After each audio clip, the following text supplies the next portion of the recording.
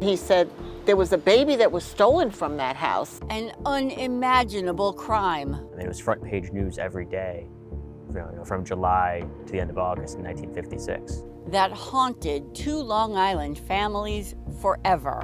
Impacted everything. It impacts who I am today, and I'm going to be 80 soon. And shattered the idyllic image of a suburbia that was just beginning to boom. The kidnapping and murder just exploded that sense of security. It happened 70 years ago, July 4th, 1956. Peter Weinberger was an infant who was snatched out of his stroller on the back patio of his family's home here on Albemarle Road in Westbury. 70 years.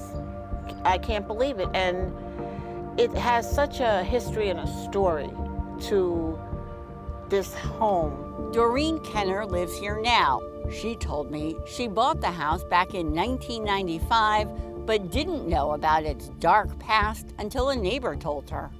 We think about him all the time. When we think about 17 Albemarle, we think about the little baby and the Weinbergers. The kidnapper left a handwritten ransom note in green ink asking for $2,000. It read, "Attention, I'm sorry this had to happen, but I am in bad need of money and couldn't get it any other way. Don't tell anyone or go to the police about this because I am watching you closely. I am scared stiff and will kill the baby at your first wrong move." It was signed, Your Babysitter. Newsday covered the story extensively, from the mother's desperate plea to the kidnapper, the 51-day search by Nassau police and the FBI, the failed attempts at paying the ransom, the arrest of 31-year-old mechanic Angelo La Marca from Plainview, and the eventual discovery of the baby's body in a wooded area near exit 37 on the Northern State Parkway. I was 9 years old when my father was arrested. Newsday spoke with La Marca's son Vincent at his home in Florida. Newspaper might have pictured him as this animal that committed that crime. That wasn't him. You know, I'm not saying he didn't do anything. Don't misunderstand me, please.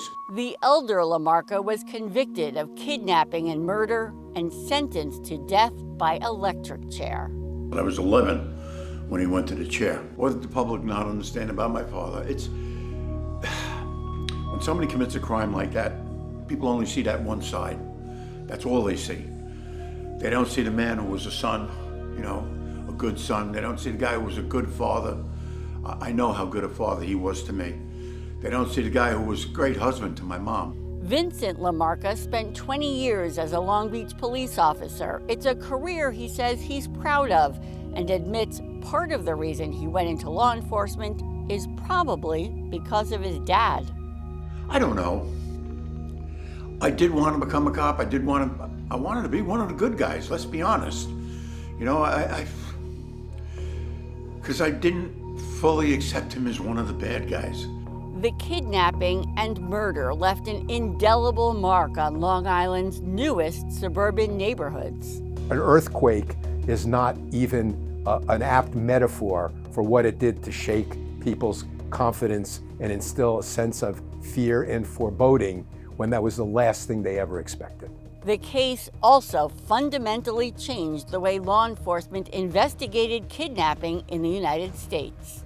At the time, the rule for when the FBI could get involved in a kidnapping case was 7 days. The FBI couldn't get involved until after a week had passed.